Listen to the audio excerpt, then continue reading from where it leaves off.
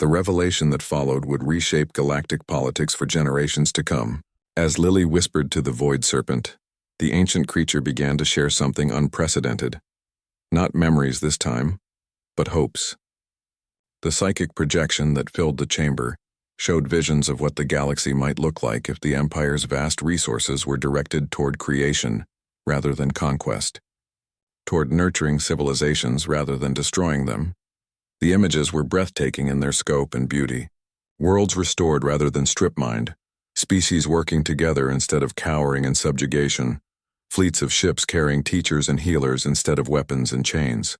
In the dragon's vision, the Empire became something unrecognizable, a force for growth and wonder rather than fear and oppression. Emperor Vorthak watched these projections with feelings he had thought lost forever. When had he last imagined building something beautiful instead of merely maintaining power? When had the Empire's purpose shifted from exploration and discovery to domination and control? Looking at his companions' dreams, he began to realize how far they had all fallen from their original ideals. Impossible, High Chancellor Zephon muttered, his voice barely audible.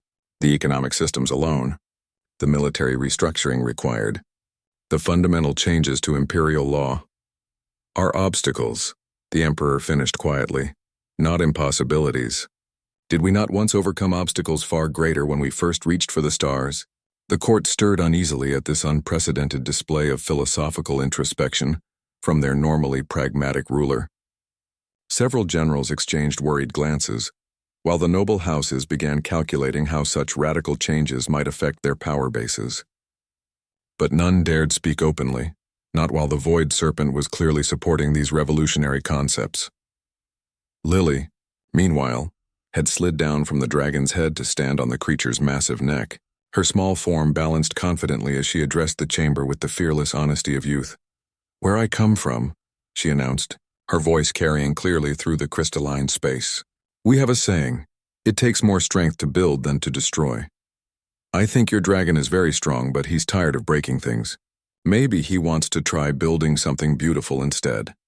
The dragon's response was a harmonious trill that seemed to affirm her words, its massive head nodding in what could only be interpreted as agreement. The creature then did something that sent shockwaves through the assembled court. It lowered itself until its head was level with the Emperor's throne, bringing its ancient eyes into direct contact with its master's gaze. For long moments, Emperor and dragon regarded each other in silence. In that exchange, 10,000 years of shared history passed between them. Battles fought, worlds conquered, the loneliness of absolute power, and the weight of duty that had shaped them both. But now, for the first time, other possibilities existed in that communication. The dragon was not just acknowledging its role as weapon and guardian. It was expressing its desires, its dreams, its hope for something different. "You knew," the Emperor said softly, his voice filled with wonder and what might have been accusation. "All these millennia, you knew there were other possibilities, but you never—" The dragon's response was a complex harmony of sounds that conveyed regret, duty, and the patient endurance of one who had waited eons for someone to ask the right questions. It had never been rebellion that kept the creature silent about its true nature. It had been loyalty. The dragon had given the Empire what it thought was needed, not what it wanted to give. Lily, still perched on the dragon's neck, suddenly clapped her hands together with excitement. "Oh, I know what we should do! Why don't you come visit Earth? Not for conquering or anything scary like that, but just to see. I bet you'd love our Aurora Borealis. They're these beautiful lights in the sky that dance like magic. And we have whales. They're almost as big as you, and they sing songs across the oceans." The suggestion was so simple, so innocent, that it took several moments for its revolutionary implications to sink in. She was proposing that the Empire's most feared weapon take a vacation. The concept was so foreign to imperial thinking that several courtiers actually staggered under the philosophical weight of it. But the dragon's response left no doubt about its feelings on the matter. Its purring resumed with such intensity that the entire palace began to resonate, and the creature's eyes brightened to the point where they outshone the chamber's lighting. The message was clear. The Void Serpent wanted nothing more than to see these wonders Lily described, to experience beauty for its own sake, rather than as a prelude to destruction. Emperor Vorthak found himself facing the most significant decision of his incredibly long reign. Agreeing to Lily's suggestion would fundamentally alter the Empire's relationship with its most powerful asset. It would signal to every species in the galaxy that change was not only possible, but actively being pursued. The political ramifications were staggering. On the other hand, denying the request would likely devastate the dragon's newfound sense of hope and possibility. After witnessing his companion's emotional awakening, the Emperor found himself surprisingly reluctant to return to the old ways of unquestioned authority and fear-based compliance. "Ambassador Wei Ming," the Emperor said finally, his voice carrying new tones of consideration rather than command. "What guarantees could Earth provide for the safety of such a cultural exchange?" Wei Ming struggled to maintain diplomatic composure while his mind raced through the implications. The Emperor was actually considering sending the Void Serpent to Earth as a peaceful visitor. The security nightmare alone would require months of planning, but the opportunity for establishing genuine peaceful relations was beyond anything he had dared to hope for. "Your Majesty," he replied carefully, "Earth would be honored to welcome such a distinguished visitor. We could arrange for specialized accommodations that would ensure both comfort and privacy. Perhaps a tour of our most beautiful natural preserves, our research stations, our centers." From her perch atop the Void Serpent's head, Lily surveyed the throne chamber with the untroubled gaze of a child who had found herself exactly where she belonged. The assembled court, still frozen in various states of shock and terror, presented a fascinating tableau of alien faces and forms, each displaying their species' particular version of amazement. "They all look very worried," Lily observed to her new friend, her voice carrying easily through the chamber's acoustics. "Are they afraid you might eat me? Because I don't think you would. You're much too nice." The dragon's purring rumbled through, its massive frame, vibrating gently beneath the child and creating a sound that seemed to express amusement. Slowly, carefully it lifted its head slightly, giving Lily a better view of the assembled dignitaries while demonstrating to the court that the human child was not only unharmed, but clearly under the creature's protection. Emperor Vorthak found himself in the extraordinary position of watching his most feared weapon display what could only be described as parental protectiveness toward a member of the species they had come to evaluate for potential conquest.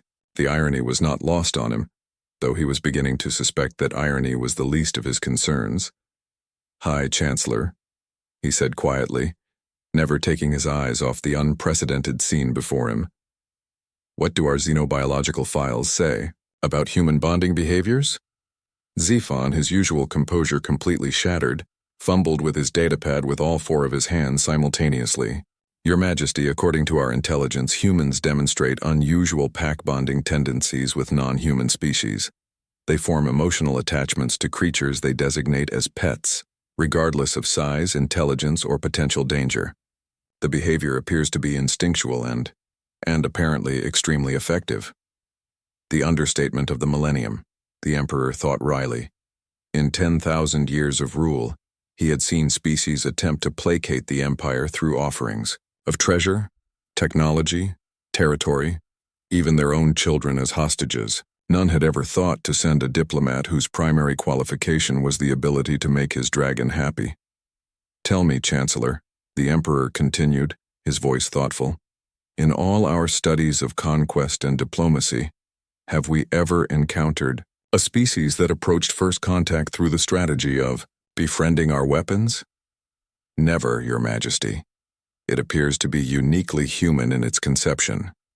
Ambassador Wei Ming, still frozen near the chamber's entrance with his diplomatic team, felt a mixture of pride and terror as he watched Lily interact with the galaxy's most dangerous predator. This was not how first contact was supposed to proceed according to any manual or protocol he had ever studied. Yet somehow, the 10-year-old daughter of Earth's Prime Minister was accomplishing more in terms of interspecies relations than entire diplomatic corps had managed with less dangerous species. "Are you very old?" Lily was asking the dragon, her hands now exploring the texture of the massive horns she sat between. "I bet you've seen lots of interesting things. Have you ever been to Earth? We have oceans and mountains and really pretty sunsets. I think you'd like it there." The dragon's response was a series of low musical tones that seemed almost like language. To the sensitive hearing of some species present, the sounds contained harmonics that suggested complex meaning, as if the creature was attempting to communicate in ways that transcended its usual role as silent guardian and executioner. What followed next shocked even the Emperor. The void serpent began to move, not with the liquid menace that usually characterized its motions, but with careful deliberation. It was standing up, bringing its massive bulk to full height while keeping Lily secure on its head. The child laughed with delight at the sudden elevation, showing no fear as she found herself dozens of meters above the chamber floor. From this height, the dragon began to project images directly into the minds of everyone present, a psychic ability it had never displayed before, or perhaps one it had simply never chosen to use. The images were memories, vast and ancient, showing visions of space as it existed before any of the current species had evolved, of star formations and nebulae, of cosmic events that predated civilization itself. But gradually, the images changed. They began to show recent memories, battles fought in the Empire's name, worlds conquered, species subjugated. Yet now, filtered through the lens of the dragon's apparent emotional awakening, these scenes took on a different character. What had once seemed like glorious victories now appeared tinged with melancholy, as if the creature was revealing that it had never taken pleasure in destruction, merely accepted it as duty. The final image was the most shocking of all. It was Lily herself, but seen through the dragon's perception.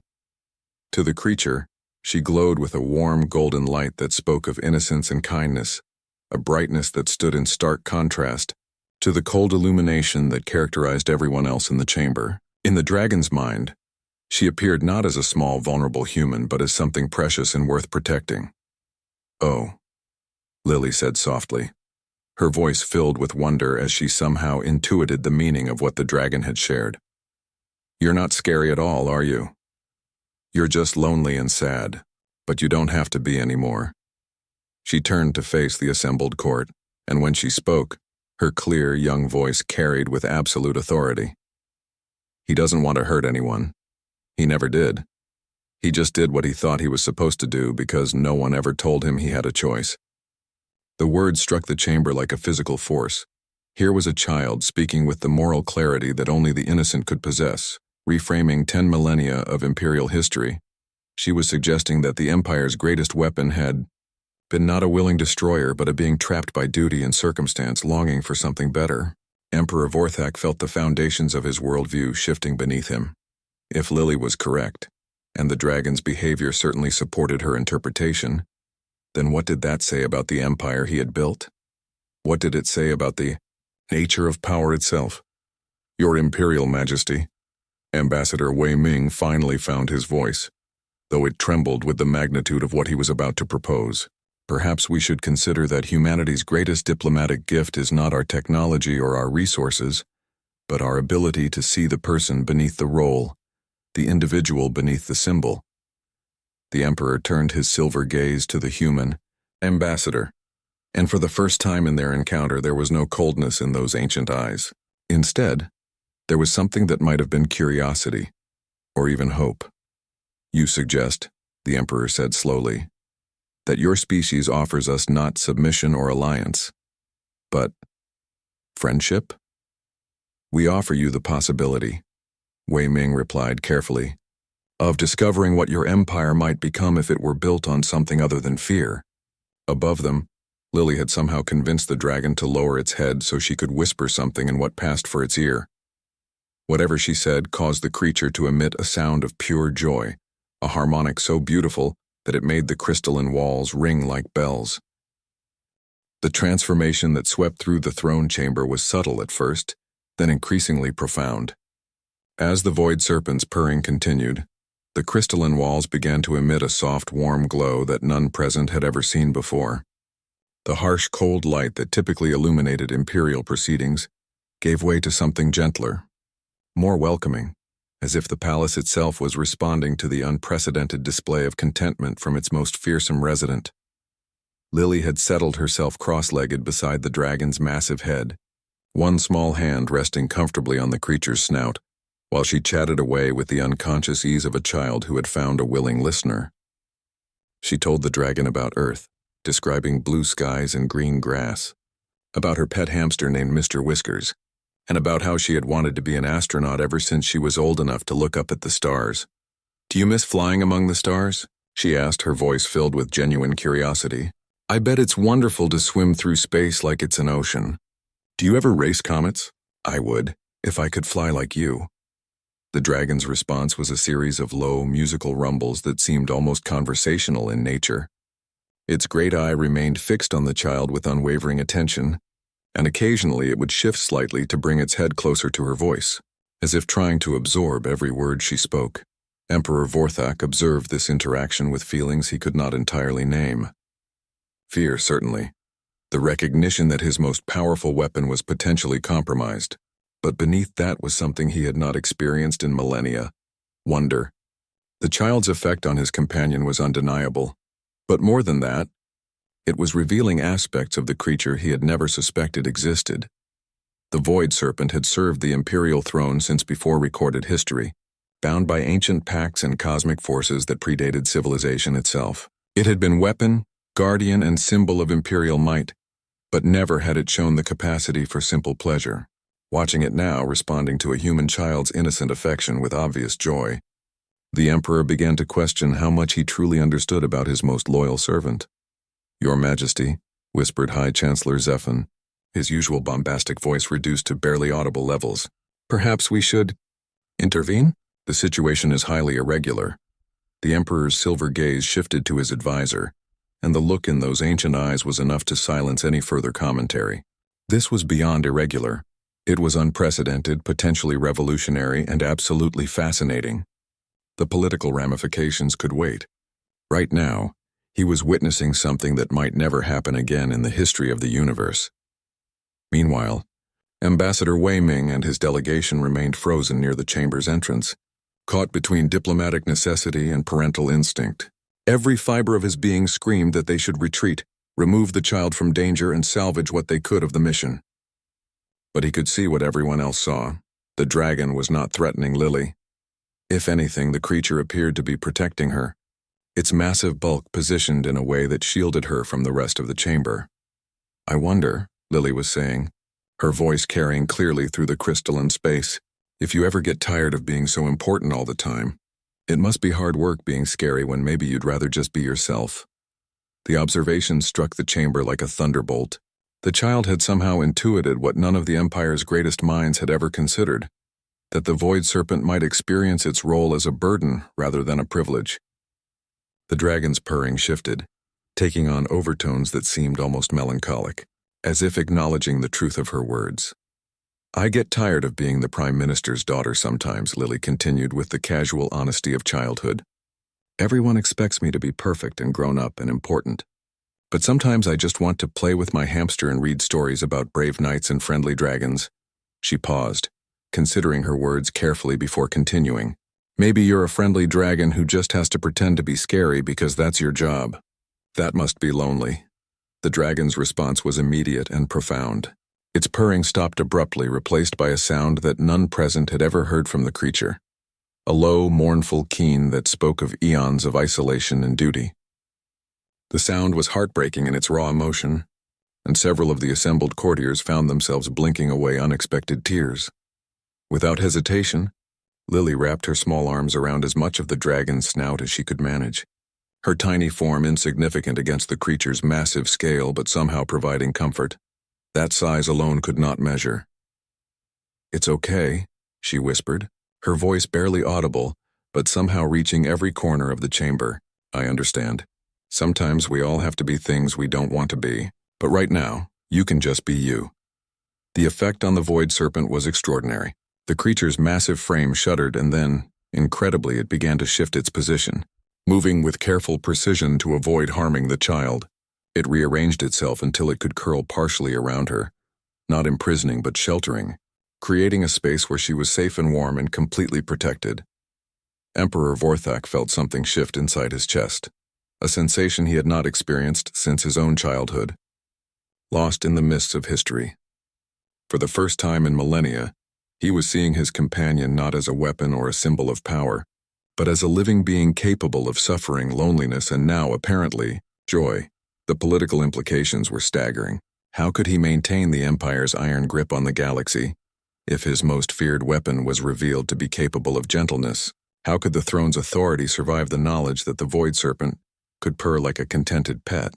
But looking at the scene before him, the small human child offering comfort to a creature older than solar systems, the Emperor found himself caring less about political implications and more about the simple wonder of witnessing something impossible become real. "Your Majesty," Chancellor Zephon tried again, his voice urgent with barely controlled panic. "The symbolic ramifications are fascinating," the Emperor finished quietly. "When did we forget, Zephon, that before symbols become symbols, they must first be real?" The dragon had begun purring again, but now the sound was different. Richer, more complex, filled with harmonics that seemed to express emotions for which there were no words. It was the sound of a being discovering that it was capable of more than it had ever imagined, that purpose and duty need not be the only definitions of existence. Lily had somehow managed to climb up onto the dragon's head, settling herself comfortably between two massive horns as if she were sitting in her favorite chair at home. From this vantage point, she looked out over the assembled court with the fearless curiosity of a child, seemingly unaware that she had just accomplished something that would reshape the political landscape of the galaxy. The Void Serpent's massive head tilted, studying the small human with an intensity that would have reduced seasoned warriors to trembling wrecks. Its eyes, each containing what looked like a swirling galaxy, focused on Lily with the kind of attention usually reserved for threats or prey. But something different flickered in those ancient depths, something that might have been curiosity, or perhaps recognition of something it had never encountered before. Emperor Vorthak leaned forward on his throne, his four hands gripping the armrests with enough force to leave impressions in the solid obsidian. In 10 millennia of rule, he had never seen his companion react to any being with such prolonged interest. The dragon typically classified creatures into two simple categories, those worthy of the Emperor's attention and those to be eliminated. Children, regardless of species, had always fallen firmly into the latter category. "Fascinating," the Emperor murmured, his voice barely audible but carrying clearly through the chamber's perfect acoustics. "She shows no fear scent. How curious." The court remained frozen in a tableau of terror and amazement. General Krex, whose battle fleet had conquered the Andorian system, found his 6 hearts beating so rapidly that his exoskeleton rattled softly. Lady Miralith, whose psychic abilities could crush minds across star systems, had unconsciously shielded her thoughts behind her strongest mental barriers.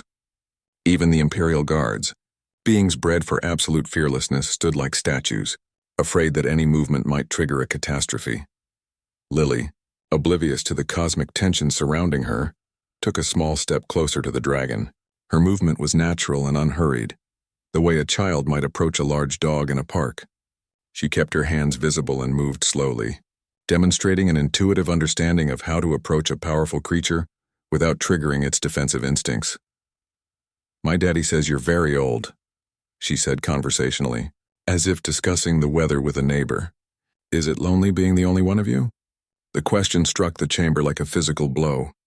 Ambassador Wei Ming felt his knees nearly buckle as he realized what the child had just asked. The Void Serpent was indeed the last of its kind, a fact that was simultaneously the Empire's greatest strength and its most closely guarded secret.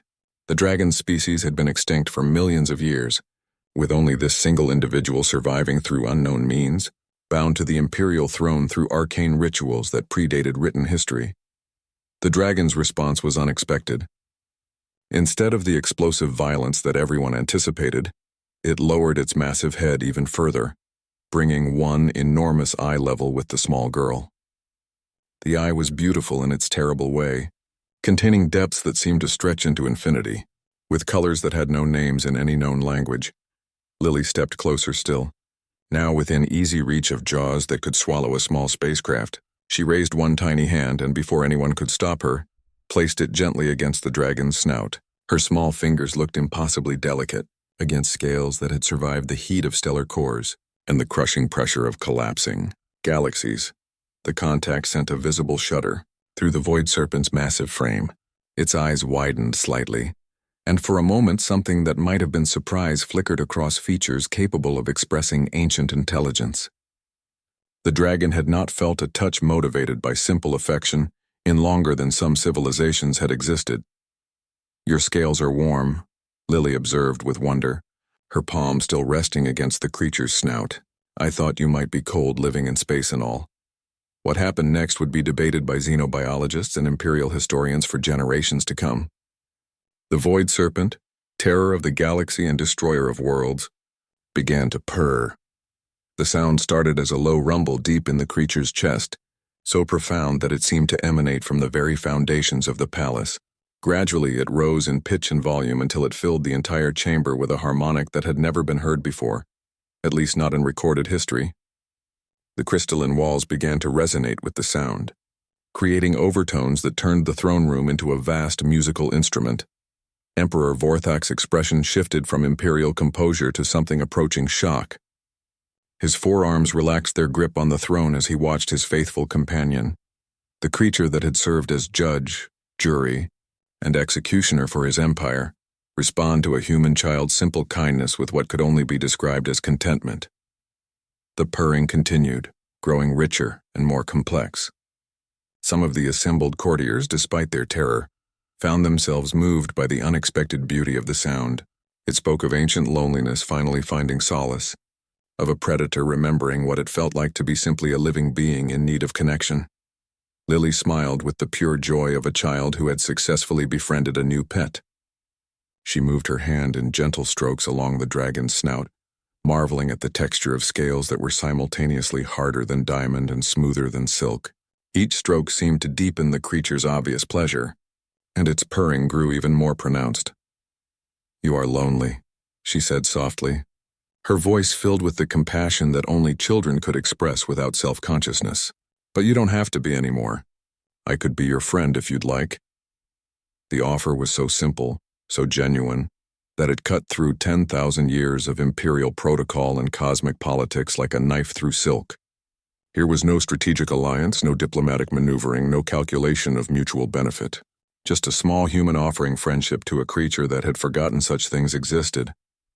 The dragon's purring reached a crescendo that made the air itself vibrate. Slowly, carefully, it shifted position, lowering its massive bulk until it could rest its great head on the crystal floor beside the child. The movement placed one enormous eye at Lily's eye level, and she giggled with delight at finding herself face to face with a being older than her species. "I think you're wonderful," she told the dragon seriously. "I don't care what anyone says about you being scary. You're just big and strong and probably very smart. I bet you have lots of interesting stories." Emperor Vorthak found himself in the unprecedented position of being utterly speechless. His companion, the living weapon that had maintained his power across 1,000 worlds, was now completely captivated by a 10-year-old human girl. The political implications were staggering, but beyond that was something even more profound: the recognition that perhaps there were forms of power that the Empire had never understood. The dragon's purring began to change, developing new harmonics and rhythms. To those with sensitive hearing, it almost sounded like the creature was trying to communicate, attempting to bridge the gap between species through pure sound. The effort was touching in its obvious sincerity, a powerful being trying to connect with someone who had shown it unexpected kindness. As the sound filled the chamber, something unprecedented began to happen. The assembled court, still frozen in terror and amazement, began to feel something they had never associated with the presence of the void serpent: peace. The dragon's contentment was somehow infectious, spreading through the chamber like ripples in still water. The imperial throne chamber stretched before them like a cathedral of nightmares. Crystalline walls reached toward a ceiling lost in shadows, their surfaces carved with the victories of 1,000 conquered worlds. At the chamber's heart, coiled around the obsidian throne, lay the void serpent, the Galactic Empire's most feared weapon and the Emperor's beloved companion. Ambassador Chen Wei-Ming had prepared for this moment his entire diplomatic career, but nothing could have readied him for the sheer presence of the creature before them. The dragon's scales shifted between deep purple and absolute black, each one the size of a dinner plate and harder than any known metal. Its eyes, like twin stars collapsing into themselves, tracked the human delegation with ancient intelligence and barely contained hunger. Emperor Vorthak the Eternal sat motionless upon his throne, his forearms draped casually over the armrests while his silver gaze studied the humans with the same interest one might show insects. Around the chamber, the imperial court maintained perfect silence. Generals whose fleets had burned solar systems, advisors who had orchestrated the fall of civilizations, and nobles whose bloodlines stretched back to the empire's founding, all frozen in respectful terror of the creature that served as both pet and executioner. So, the emperor's voice echoed through the vast space without amplification, a testament to the chamber's acoustic design. Humanity seeks audience with the eternal throne. Curious. Most species wait until after their worlds burn before requesting diplomacy. Wei Ming stepped forward, his diplomatic training overriding every survival instinct screaming at him to run. Behind him, his small delegation, 3 senior ambassadors, 2 military attachés, and inexplicably, 10-year-old Lily Zhang, daughter of Earth's prime minister, remained frozen at the chamber's entrance. The child's presence had been a political necessity, a symbol of humanity's peaceful intentions, but now it seemed like madness to have brought her here. "Your Imperial Majesty," Wei Ming began, his voice steady despite the circumstances. "Earth and her colonies come before you not as supplicants but as potential allies. Humanity has much to offer the Galactic Empire." The Void Serpent's massive head lifted slightly, nostrils flaring as it tasted the air. Each breath created small whirlwinds that disturbed the ceremonial banners hanging from the walls. The creature had not moved beyond these subtle gestures since their arrival, but its very stillness suggested coiled violence ready to explode into action. "Allies?" Emperor Vorthak's laugh was like grinding stone. "Small mammals from a backwater spiral arm believe they can stand beside the empire that has ruled for 10 millennia? Your species discovered faster than light travel merely 3 centuries ago. Some of my courtiers have fingernails older than your civilization." A ripple of what might have been amusement passed through the assembled court, though none dared to actually laugh. The dragon's presence ensured absolute discipline among even the most powerful nobles. Wei Ming had studied the creature during their approach to the throne world. The Void Serpent was not merely a pet or symbol. It was a living weapon that had personally destroyed rebel fleets, its breath capable of creating temporary rifts in space-time that could swallow entire battle groups. "Your Majesty speaks truly," Wei Ming acknowledged, maintaining diplomatic protocol even as sweat beaded on his forehead. "But youth brings innovation.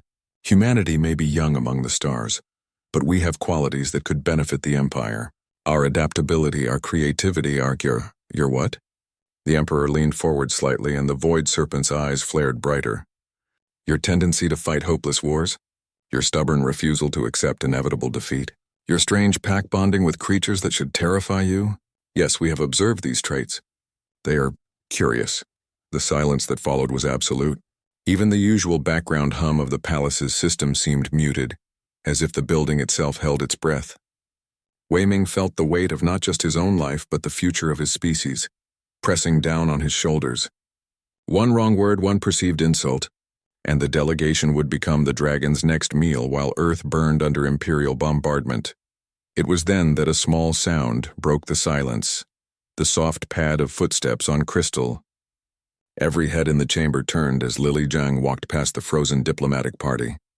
The child moved with the fearless curiosity that only the very young possessed, her eyes wide with wonder rather than terror as she approached the throne. "Lily, no!" Wei Ming's whispered command seemed to echo like a shout in the perfect acoustics of the chamber. But the little girl continued forward, her small hands clasped behind her back in the universal posture of a child trying very hard to be good. The Imperial Guards, massive beings in power armor that could have stopped a tank, seemed as frozen as everyone else by the unexpected development. Their weapons remained at rest, as if none could quite process the sight of a human child walking calmly toward certain death. The Void Serpent's head descended from its coiled position around the throne, moving with liquid grace until its massive skull hung just above the chamber floor. Each eye was larger than the child approaching it, and when the creature breathed, the resulting wind tousled Lily's dark hair. The smell of ozone and distant stars filled the air around the dragon, the scent of deep space and ancient power. Lily stopped just outside the creature's immediate reach and tilted her head to study the magnificent being before her. Her expression held no fear, only the intense fascination of a child encountering something wonderful and new. The dragon, in turn, seemed equally curious about this tiny being that showed no terror in its presence. "Hello," Lily said simply, her voice clear and sweet in the vast chamber. "You're very beautiful." The words hung in the air like a prayer or a curse. In the 10,000 years of the Empire's existence, none had ever addressed the Void Serpent directly except for the Emperor himself. Certainly none had ever called the galaxy's most feared predator beautiful with the innocent sincerity of a child who truly meant it. The dragon's response would determine not just the fate of the human delegation, but quite possibly the future relationship between two civilizations separated by eons of evolution and an unbridgeable gulf of experience. In that perfect silence, with the weight of history balanced on a knife's edge, everyone waited to see whether beauty would triumph over terror, or if innocence would simply become another casualty in the Empire's endless expansion. 3 months later, the sight of the Void Serpent gliding gracefully through Earth's atmosphere had become surprisingly familiar to the inhabitants of the Pacific Northwest. The ancient creature had taken up residence in a specially prepared section of Yellowstone National Park, where its presence had transformed the ecosystem in ways that delighted xenobiologists and confused theoretical physicists in equal measure. The dragon's breath, which had once been used to tear holes in space-time for military purposes, was now creating small aurora displays that danced above the geysers each evening. Plants grew larger and more vibrant in its vicinity, as if the creature's very presence enriched the environment rather than threatening it. Most remarkably, local wildlife showed no fear of the massive predator, treating it with the same casual indifference they might show a particularly large tree. Lily Jiang had become the dragon's unofficial guide and constant companion during its stay on Earth. Every afternoon after school, she would arrive at the park with her backpack full of books, eager to share human stories with her ancient friend. The creature had developed a particular fondness for fairy tales, especially those featuring dragons who became heroes rather than villains. "Today I brought the reluctant dragon," Lily announced as she settled into her usual spot between the creature's massive forepaws. "It's about a dragon who just wants to write poetry and doesn't like fighting. I thought you might relate to it." The Void Serpent's response was a pleased rumble that caused nearby hot springs to bubble more enthusiastically. Over the months of their friendship, Lily had developed an uncanny ability to interpret the creature's various sounds and expressions. This particular rumble meant anticipation mixed with amusement, which Lily had learned usually preceded the dragon's attempts to act out parts of the stories she read. Dr. Sarah Chen, the xenobiologist assigned to monitor the cultural exchange, watched this interaction from her concealed observation post with a mixture of professional fascination and personal amazement. Her reports to both Earth's scientific community and the Galactic Empire had documented behavioral changes in the Void Serpent that challenged everything previously understood about the creature's nature. Day 93 of the Earth visit, she recorded into her personal log. Subject continues to display behaviors consistent with emotional well-being and intellectual curiosity.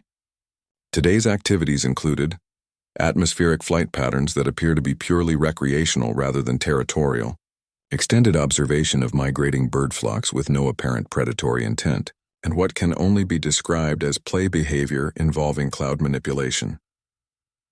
The relationship between Lily and the dragon had become the subject of intense study across multiple disciplines. Psychologists marveled at the child's natural ability to connect with a being so fundamentally different from herself. Historians saw parallels to ancient myths of dragon riders and legendary partnerships between humans and magical creatures. Military strategists, meanwhile, were quietly having nervous breakdowns as they tried to calculate the strategic implications of the Empire's primary weapon, developing pacifist tendencies. The dragon's transformation had not gone unnoticed by Emperor Vorthak, who had been receiving daily reports on his companion's activities.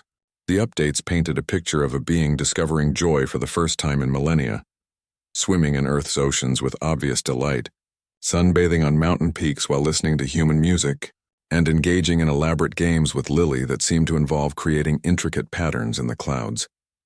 But perhaps the most significant development had occurred just the previous week, when the dragon had spontaneously saved a group of human hikers from an avalanche. The creature had acted without orders, without any consideration of political implications, driven purely by an instinctive desire to protect innocent life. The incident had been captured on video and broadcast across the galaxy, fundamentally altering how countless species viewed both the Empire and its most famous representative. The implications are staggering. Your Majesty, High Chancellor Zephon reported during their weekly communication, 17 systems have filed formal requests for cultural exchanges similar to Earth's. The Andromedan Confederation has actually offered to surrender 3 star systems in exchange for a visit from the Void Serpent. They want to show it their crystal gardens. Emperor Vorthak absorbed this information while watching the latest footage from Earth, which showed his ancient companion carefully helping Lily build what she called a snow dragon in a recent blizzard. The sight of the galaxy's most feared predator delicately placing snow with its massive claws to form a crude sculpture was both absurd and deeply moving. "And our military commanders?" he asked. "Are adapting, Your Majesty. General Krex has submitted a proposal for what he calls compassionate conquest, the idea that worlds might voluntarily join the Empire if they believed it would bring cultural enrichment rather than oppression. Admiral Vex suggests that the dragon's new reputation might actually be more strategically valuable than its old one. Fear motivates resistance, but hope encourages cooperation." The Emperor considered this while watching Lily show the dragon how to make snow angels, the massive creature carefully spreading its wings to create impressions in the snow, while the child laughed with delight. When had he last heard laughter in his throne chamber? When had joy been part of the imperial experience? Meanwhile, Ambassador Wei Ming was discovering that successful diplomacy sometimes involved more than treaties and trade agreements. His daily reports to Earth's government painted a picture of profound change rippling throughout the Galactic Empire as news of the dragon's transformation spread. Species that had cowered in terror for millennia were beginning to look up at the stars with something other than fear. The dragon's influence extends far beyond its physical presence, he reported during a secure communication with Prime Minister Zhang, Lily's father. It's become a symbol of the possibility for change, proof that even the most fundamental aspects of the Empire can evolve. Other worlds are sending their own children as cultural ambassadors, hoping to replicate what Lily accomplished. Back in Yellowstone, Lily was reading the final pages of the day's story to her attentive audience of one. The dragon had positioned itself to shelter her from the evening wind, creating a warm pocket of air where she could read comfortably as the sun set behind the mountains. And they all lived happily ever after, she concluded, closing the book with satisfaction. Did you like that one? The dragon's response was a complex harmony that seemed to express contentment, gratitude, and something that might have been hope. Its great head lowered until it could rest gently against the child, and for a moment they simply enjoyed the peaceful evening together. "I have an idea," Lily said suddenly, her voice bright with excitement. "What if we wrote our own story? About a dragon who learned that being strong doesn't mean being scary, and a little girl who learned that sometimes the most important thing you can do is just be a friend." The Void Serpent's purring resumed, vibrating through the ground and causing the nearby geysers to erupt in a spontaneous display of joy. In the growing darkness, the creature's scales began to emit a soft, warm glow that transformed the winter landscape into something magical. As they began to plan their story together, neither the ancient dragon nor the young human realized that they were already living the most important tale that would ever be told about the transformation of an empire and the power of unexpected friendship. 5 years had passed since a small human girl had first petted the galaxy's most feared dragon, and the universe had fundamentally changed. The throne chamber of the Galactic Empire, once a place of cold terror and absolute authority, had been transformed into something unprecedented, a hall of cooperation where representatives from hundreds of worlds gathered not in submission, but in partnership.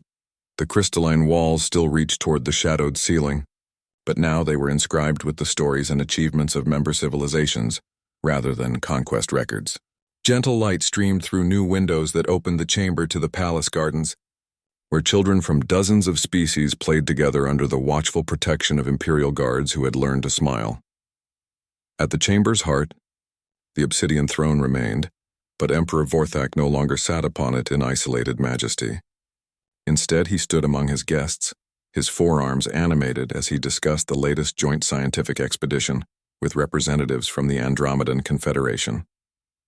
The throne itself had become a symbol rather than a seat of power, a reminder of what the Empire had been and how far it had traveled. The Void Serpent, now known throughout the galaxy by the name Lily had given it, Starweaver, rested contentedly in its traditional place around the throne's base. But the creature was no longer alone. A collection of beings from across the galaxy had gathered around it, each drawn by the same magnetism that had first attracted a 10-year-old human girl. There was Zix, a young crystalline whose species had once been enslaved by the Empire, now serving as the dragon's translator for visitors who spoke in light frequencies. Beside him sat Three Moon Dancing, a philosopher from the forest worlds whose poetry had moved Starweaver to tears, an emotional display that had convinced an entire star system to join the reformed empire voluntarily. Lily, now 15 and serving as Earth's youngest ever cultural ambassador, sat in her traditional spot between the dragon's forepaws, though she was no longer the small child who had first approached the creature with fearless wonder. She had grown tall and confident, her easy manner with the galaxy's former terror serving as inspiration for countless young beings who dreamed of following in her footsteps. Tell them about the new school proposal, she suggested to Starweaver, her voice carrying the comfortable intimacy of old friendship. The dragon's response was a complex harmony that the translation devices around the chamber converted into multiple languages simultaneously. But those who had learned to understand Starweaver's natural communication, and there were many, now heard the excitement and pride in the creature's voice as it described its latest project. The proposal was revolutionary even by the standards of the transformed empire, an interstellar academy where young beings from across the galaxy could learn together, sharing knowledge and perspectives that had been kept separate for millennia. The school would be built around the principle that Lily and Starweaver had discovered, that understanding and friendship could bridge any gap, no matter how vast. The void. Starweaver believes that education should be collaborative rather than competitive, Ambassador Wei Ming translated for the benefit of newer arrivals. Each species brings unique insights that enrich the learning experience for everyone. Emperor Vorthak watched this exchange with feelings that were still new to him after 5 years of transformation. Pride, certainly, but also a deep satisfaction that had nothing to do with conquest or domination. The empire he now led was stronger than it had ever been, but its strength came from the willing cooperation of its members rather than their fearful submission. The change had not been without challenges. Several star systems had attempted to exploit what they perceived as imperial weakness during the early years of reform. They had learned to their surprise that an empire built on cooperation could defend itself far more effectively than one built on fear. When worlds fought to protect something they valued, rather than to avoid something they dreaded, their motivation was entirely different. Your Majesty, High Chancellor Zephon approached with his daily briefing, though his manner had changed dramatically from the servile groveling of earlier years. The Empire's new openness had allowed him to develop into an efficient administrator rather than a terrified yes-man. The latest reports from the Outer Rim territories show a 15% increase in voluntary applications for membership. The Spiral Arm Confederation has formally requested inclusion in the cultural exchange program.